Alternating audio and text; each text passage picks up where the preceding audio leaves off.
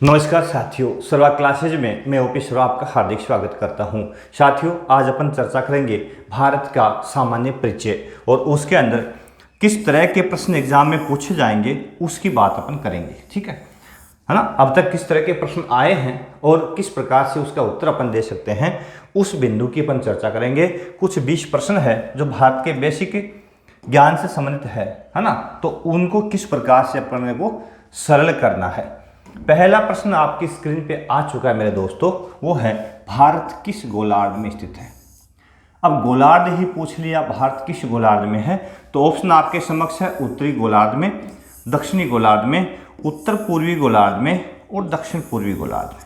अब चार ऑप्शन आपके समक्ष है, चारों के चारों में से तीन सही लग रहे हैं, उत्तरी में भी है ना और उत्तरी पूर्वी में दो सही लग रहे हैं। तो यहाँ अपने को क्या देखना है कि भारत की स्थिति कहाँ पे है।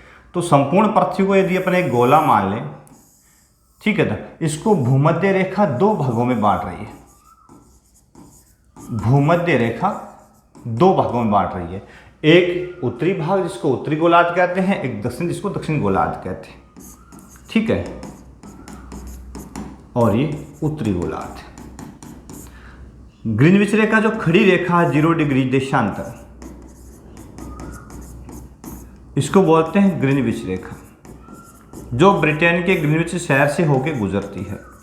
संपूर्ण विश्व के मानक समय जो देशांतर या यामोत्तर, प्रमुख यामोत्तर है, वो इसी के अकॉर्डिंग सेट किए होते हैं। तो ये इसको पूर्व और पश्चिम में बांटती है। अब भारत की स्थिति मुख्य रूप से कहाँ पे है, यहाँ है, क्योंकि 23.5 डिग्री उत्तर अक्षांश कर्क रेखा भारत को लगभग दो भागों में बांटती है। कर्क रेखा लगभग भारत को दो भागों में बांटती है, तो भारत की स्थिति यहाँ आती है। ठीक है ना। तो ये कौन सा भाग हो गया, उत्तर पूर्व गोलार्ध। तो भारत की स्थिति कहाँ पे है, उत्तर पूर्वी गोलार्ध। तो यहाँ ऑप्शन 6 सही हो जाएगा, है ना। कौन सा सही हो जाएगा, 6 ऑप्शन सही हो जाएगा। समझ गए। चलो जी, अगला प्रश्न। अगला प्रश्न आपके समक्ष है कि भारत का क्षेत्रफल कितना है। कुल क्षेत्रफल पूछा है, तो बात तो बेसिक सी है, लेकिन यहाँ थोड़ी थोड़ी माइनर मिस्टेक अपन कहाँ करते हैं दोस्तों कि 32,87,263 वर्ग किलोमीटर, 32,87,363 वर्ग किलोमीटर, 32,86,263 किलोमीटर और 32,85,263 वर्ग किलोमीटर। अब यहाँ पे वास्तविक उत्तर तो इसका है ये वाला 32,87,263 वर्ग किलोमीटर। लेकिन कई बार क्या होता है कि किलोमीटर अकेला लिख दिया जाता है, उसके साथ स्क्वायर नहीं होता, तब ये गलत हो जाता है। ठीक है ना। पूरा का पूरा फिगर अपने को याद रखना है, 32,87,000। कई जगह ऑप्शन आता है 32.8 लाख, 9th की बुक वगैरह है उसमें, 11th की बुक है 32.8 लाख, शॉर्ट में लिखा होता है। तो अपने को शॉर्ट तो याद होता है, लेकिन पूरा फिगर याद कभी कभार नहीं होता, तो इसको याद भी कर लें। ठीक है। सोच रहे होंगे कि ये बेसिक प्रश्न थोड़ी ना पूछेंगे फर्स्ट ग्रेड में या अन्य प्रतियोगी परीक्षाओं में इस तरह के छोटे प्रश्न आएंगे। भैया बिल्कुल आएंगे। बेस भारत की उत्तर से दक्षिण लंबाई कितनी है। यदि साथियों इसको अपन यदि भारत मान लें, यह भारत का मानचित्र कुछ इस प्रकार से है।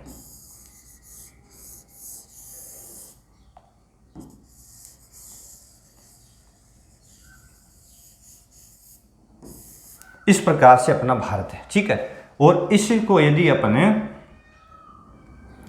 अपन देखेंगे उत्तर से दक्षिण, ये लंबाई, तो ये लंबाई पूछ ली भारत की, तो ये लंबाई भारत की कितनी है, 3214 किलोमीटर, 3214 किलोमीटर। और यदि इस प्रकार की लंबाई दूसरी साइड की पूछ ले, तो इधर से यदि लंबाई पूछ ले, तो अपन पश्चिमी गुजरात से लेकर के और अरुणाचल प्रदेश तक 29,933 किलोमीटर। तो चौड़ाई ये हो गई कितनी मेरे दोस्तों, 2933 किलोमीटर, और लंबाई कितनी हो गई 3214 या 3214 किलोमीटर। ठीक है। अगला प्रश्न।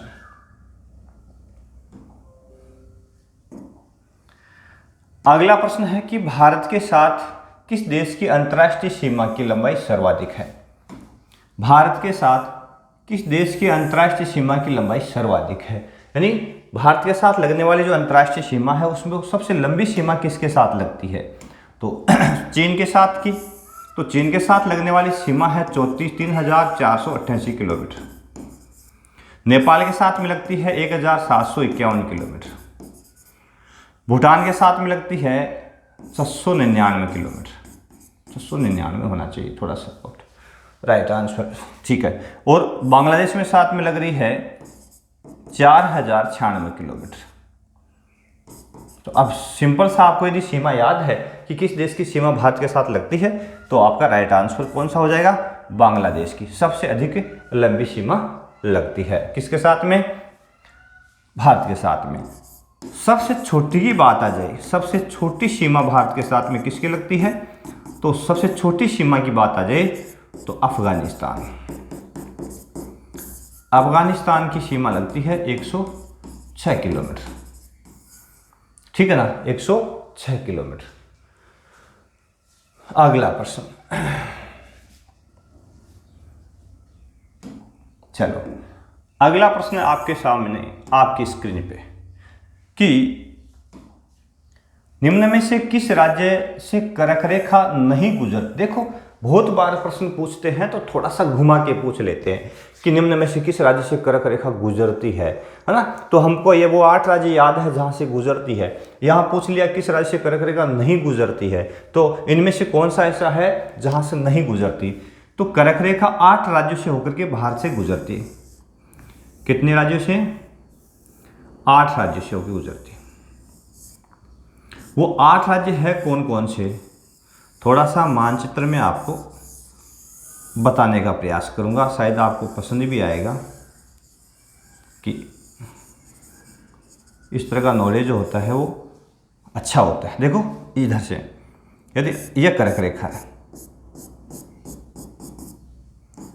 कर्क रेखा उत्तर अक्षांश कितने डिग्री? 23.5 डिग्री, ठीक है, उत्तर अक्षांश, इसको बोलते हैं कर्क रेखा। भारत के 8 राज्यों से होकर गुजरती है। कितने राज्यों से? 8 राज्यों से। वो 8 राज्य है कौन कौन से? देखो तो यहां पहला स्टेट हो गया यहां पे गुजरात। दूसरा यहां अपने राजस्थान के दक्षिणी छोर डूंगरपुर बांसवाड़ा है ना, बांसवाड़ा के मध्य से डूंगरपुर के दक्षिण छोर से निकलती है। तीसरा यहां स्टेट हो गया एमपी मध्य प्रदेश। चौथा यहां स्टेट हो गया छत्तीसगढ़। पांचवा यहां स्टेट हो गया झारखंड जहां से गुजरती है। छठा यहां स्टेट हो गया पश्चिम बंगाल, याद रखना। सातवां यहां स्टेट हो गया त्रिपुरा और आठवां यहां स्टेट हो गया मिजोरम। ये 8 वो राज्य है जहां से कर्क रेखा भारत से होकर गुजरती है। तो अब 8 राज्य आपको पता है कौन कौन से हैं। अब इनमें कौन सा नहीं है? तो गुजरात, राजस्थान, ओडिशा, छत्तीसगढ़। तो ओडिशा का नाम नहीं है, इसका मतलब यहाँ कहाँ से नहीं गुजरती? ओडिशा से नहीं गुजरती, है ना, याद रह जाएगा। सिंपल सी बात है, क्यों नहीं रहेगा। लेकिन 8 राज्य आपको याद तब सिंपल है, वरना सिंपल नहीं है। अगला प्रश्न, निम्न में से भारत का मानक देशांतर कौन सा है? प्रत्येक देश का अपना एक मानक देशांतर या मित्र होता है जिसके अकॉर्डिंग संपूर्ण देश की घड़ियां अपना समय बताती है। कई ऐसे देश है जैसे कि रूस है। अब रूस की बात करें तो काफी लंबा चौड़ा देश है ना, काफी लंबा चौड़ा देश है। तो इस रूस के अंदर एक ही याम्योत्र से काम नहीं चलता। इस प्रकार से इसके अंदर कितने याम्योत्र डाल रखे हैं रूस ने? 11 मानक याम्योत्र डाल रखे हैं। अब वर्तमान में 9 कर दिए गए, ठीक है, तो काफी ज्यादा है। इसी प्रकार से कनाडा भी काफी बड़ा देश है ना, कनाडा भी, तो यहाँ 6 याम्योत्र डाल रखे थे। सोवियत संघ रूस भी काफी लंबा है तो 5 याम्योत्र। इस प्रकार से अलग अलग देशों ने अपने याम्योत्र डाल रखे हैं। लेकिन यहाँ भारत की बात करें, अपन भारत के संदर्भ में अपन देखेंगे तो याम्योत्र वह देशांतर होता है जिसके अकॉर्डिंग संपूर्ण देश की घड़ियां अपना समय तय करती है। तो वो भारत का कौन सा है? तो भारत के मध्य से होकर गुजरने वाली याम्योत्र रेखा जो है वो है 82.5 डिग्री। कौन सी है? 82.5 डिग्री पूर्वी देशांतर। अब पूर्वी इसलिए क्योंकि भारत पूर्णतः पूर्वी गोलार्ध में पूरा पूरा स्थित है, इसलिए देशांतर कौन सा होगा? पूर्वी ही होगा, ठीक है ना। अब 82.5 डिग्री याम्योत्तर जो रेखा भारत के किस भाग से होकर गुजरती है? इसमें कौन कौन से राज्य आते हैं ये भी थोड़ा देख लो भाई। कौन कौन से राज्य इसमें आते हैं जहां से ये गुजरती है मुख्य रूप से? तो यहां से ये रेखा जो 82.5 इधर से गुजरती है, ये कौन सी है? 82 डिग्री 30 मिनट पूर्वी देशांतर। ठीक है, और ये पूर्वी देशांतर जो है वो मानक देशांतर भारत का, और इसी के अकॉर्डिंग भारत की संपूर्ण घड़ियां अपना समय बताती है। तो ये गुजरने वाले प्रमुख राज्य कौन कौन से जहां से गुजरती है? तो पहला स्टेट यहां आ गया उत्तर प्रदेश, 5 राज्यों से गुजरती है। दूसरा स्टेट यहां सीमा लग रही है मध्य प्रदेश की। तीसरा यहीं पे स्टेट आगे से इसकी सीमा लग रही है छत्तीसगढ़ की, इनके कॉर्नर से निकलती है ना। चौथा यहां स्टेट लग रहा है ओडिशा, चौथा ओडिशा, और 5वां यहां हो गया आंध्र प्रदेश। इन 5 राज्यों से होकर के भारत का प्रधान याम्योत्तर गुजरता है। कौन कौन से हो गए? उत्तर प्रदेश, मध्य प्रदेश, छत्तीसगढ़, ओडिशा और आंध्र प्रदेश। कितने राज्य हो गए? 5 राज्य। याद रखना, इसमें से कौन सा पूछ ले अब वो पता होना चाहिए। मानक देशांतर कौन सा है? 82.5 डिग्री पूर्वी देशांतर। एक ये भी याद रखिएगा कि संपूर्ण विश्व के मानक याम्योत्तर जो है, संपूर्ण विश्व के याम्योत्तर वो 7.5 डिग्री के अंतराल पर डाले गए। अंतराल से समझौते के आधार पर 7.5 डिग्री के अंतराल पर डाले गए हैं। ये प्रश्न भी शायद मैंने दिया, आगे अभी आ जाएगा। देखो आगे ये आ गया। भारत का समय ग्रीनविच रेखा समय से कितना आगे है? अब देखो भारत का समय ग्रीनविच रेखा से कितना आगे, इसको मैं मान लूं 0 डिग्री ग्रीनविच रेखा जो संपूर्ण विश्व का समय बताती है ना, विश्व की मानक, और ये 82.5 भारत का मानक देशांतर है। ठीक है, पूर्वी। अब दोनों के बीच में अंतर कितने का हो गया आपको पता है? 82.5 का। ठीक है, अब यहां समय अंतराल कितना हो गया? 1 डिग्री देशांतर जो है को 4 मिनट का समय लगता है। 1 डिग्री देशांतर हो 4 मिनट लेता है जब वो सूर्य के सम्मुख से गुजरता है। तो 82.5 डिग्री की जब बात आएगी तो कितना समय हो जाएगा? 82.5 × 4 बराबर 330 मिनट। इसका मतलब 5 घंटे 30 मिनट ये समय लगेगा। इसका मतलब भारत का जो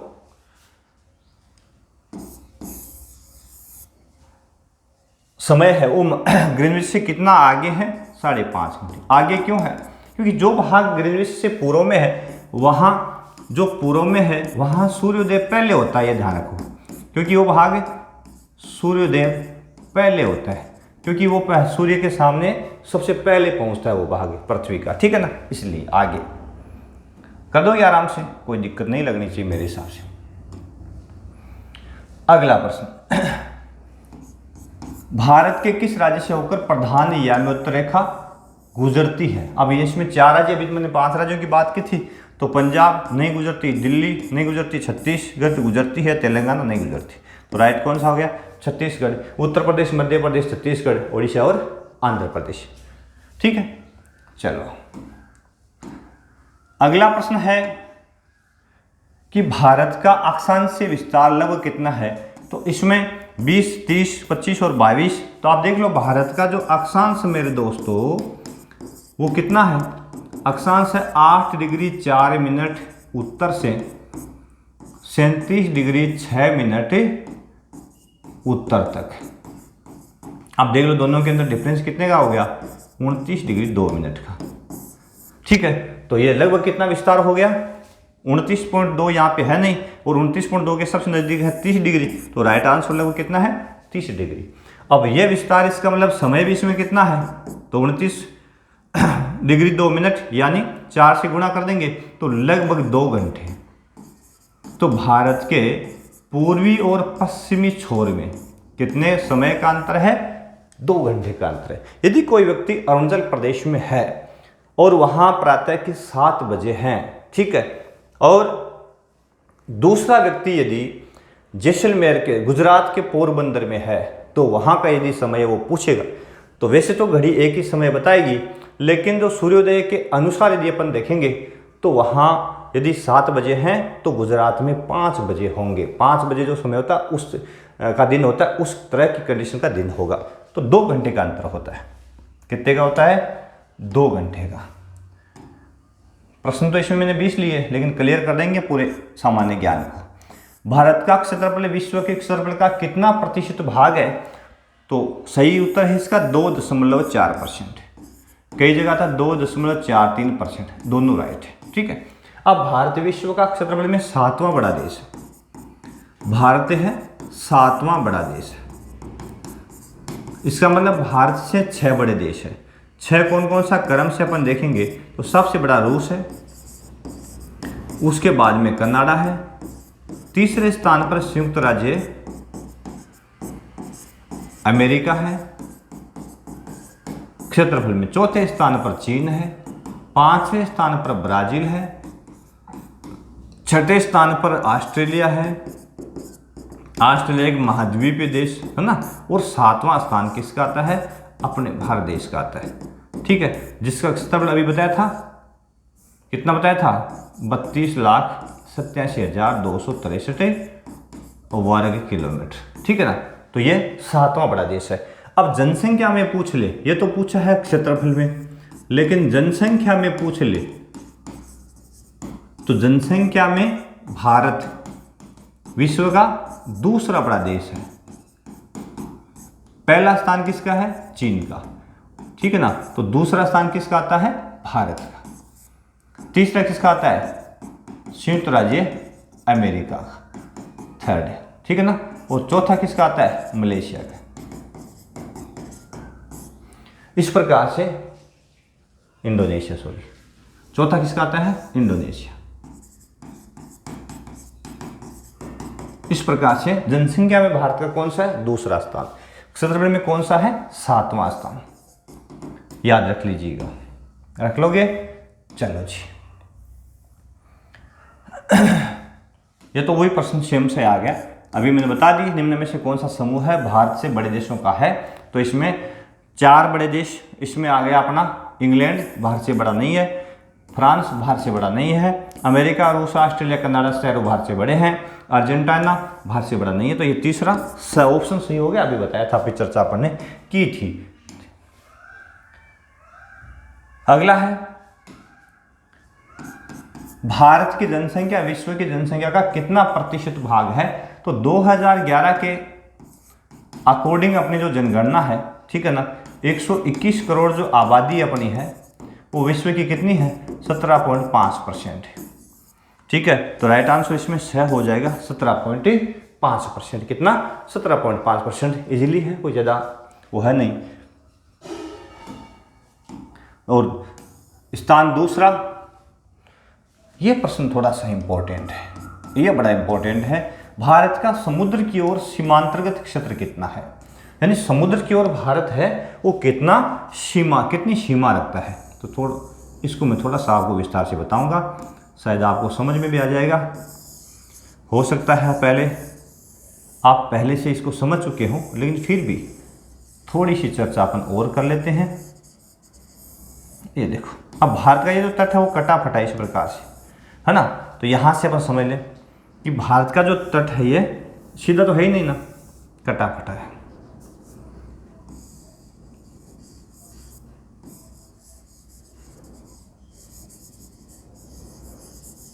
इस प्रकार से, ठीक है। अब देखिए, ये जो कटे फटे भाग को मिलाने वाली एक रेखा है, यदि अपन डाल दें, कटे फटे कोणों को मिलाने वाली एक जो रेखा अपन डाल दें, इसको बोलते हैं साथियों आधार रेखा। क्या बोलते हैं? आधार रेखा, समझ गए। और इस कटे फटे आधार रेखा के अंदर वाला जो जलीय क्षेत्र आता है, ये वाला जल, जो पानी भरा हुआ आधार रेखा और अपना जो स्थल खंड है उसके बीच में जो पानी भरा हुआ है, इस जल क्षेत्र को बोलते हैं भारत का आंतरिक जल क्षेत्र। ये भारत का आंतरिक जल क्षेत्र है, ये भारत का समुद्री क्षेत्र कह सकते हैं, जल क्षेत्र कह सकते हैं इसको, आंतरिक। ठीक है, अब देखो इसमें पूछा है सीमांतर्गत क्षेत्र कितना है। आधार रेखा से यदि अपन इस बेस लाइन से 12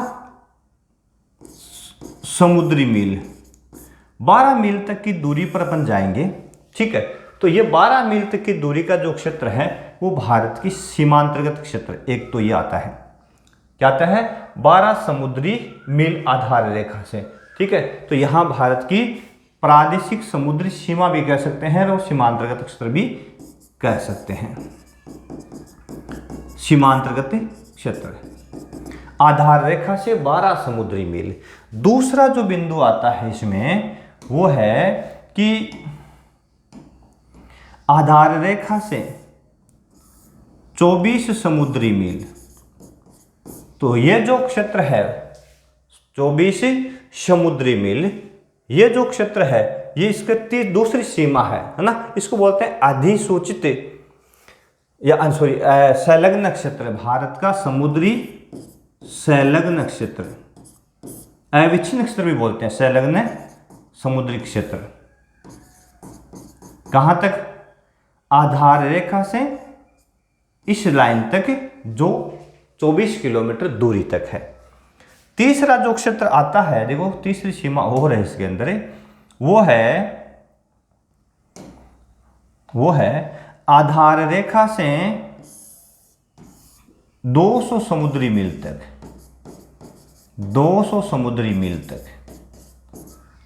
ठीक है, और ये आता है भारत का संलग्न हो गया, अविच्छिन्न हो गया अपना, और तीसरा कौन सा हो जाएगा,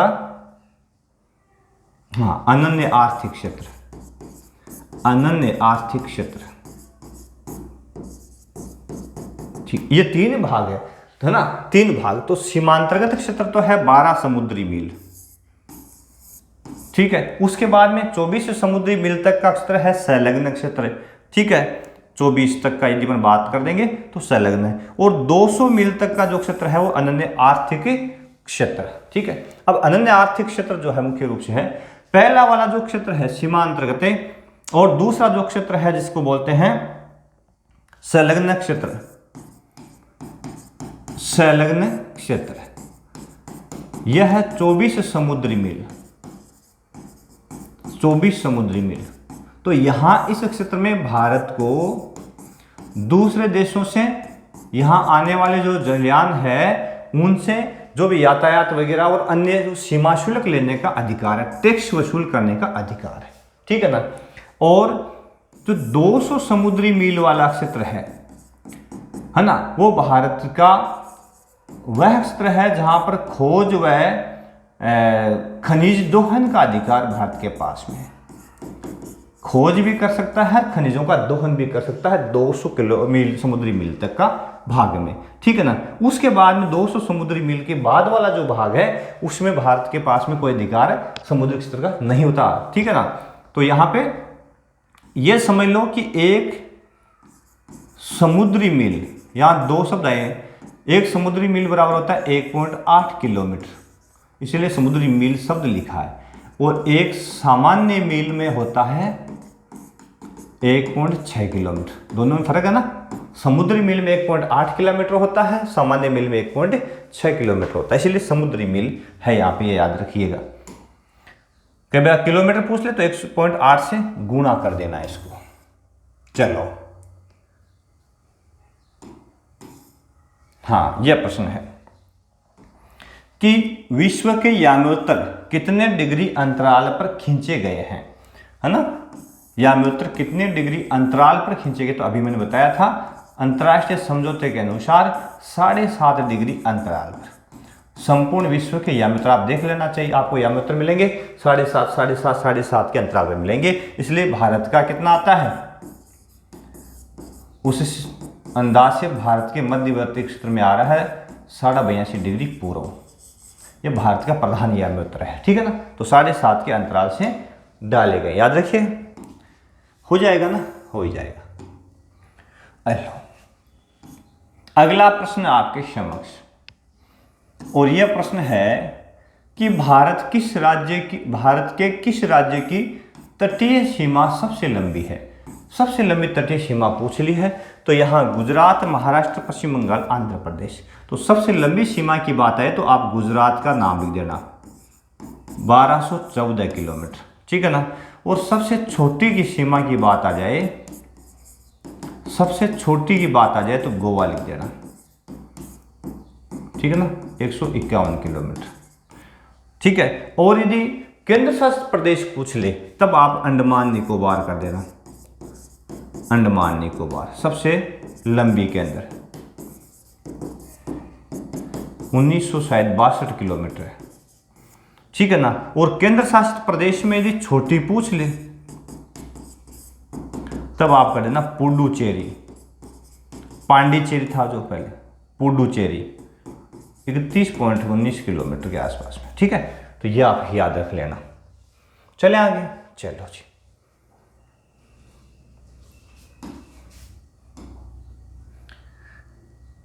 अगला है अंडमान और कार निकोबार के मध्य को अलग करने वाला चैनल कौन सा है। तो यहां पे चैनल दे रखे हैं आपके समक्ष 8 डिग्री, 9 डिग्री, 10 डिग्री, 11 डिग्री। तो इसका राइट आंसर है 10 डिग्री चैनल अंडमान और कार निकोबार को अलग करता है, ठीक है ना। 8 डिग्री चैनल जो है मुख्य रूप से वो किसको अलग करता है, मालदीव को मिनिकॉय से। मिनिकॉय लक्षद्वीप का सबसे बड़ा द्वीप है, ठीक है। 9 डिग्री किसको अलग करता है, मिनिकॉय को लक्षद्वीप से, ठीक है। तो ये दोनों चैनल अरब सागर में, ठीक है। और 9 डिग्री 10 डिग्री चैनल जो है वो अंडमान को निकोबार से, ठीक है। और भारत और श्रीलंका के मध्य जो जल क्षेत्र है भारत व श्रीलंका के मध्य उसको बोलते हैं पाक जल संधि। ये भी आप है ध्यान रख लेना, ठीक है ना। तो ये बेसिक सी बातें हैं।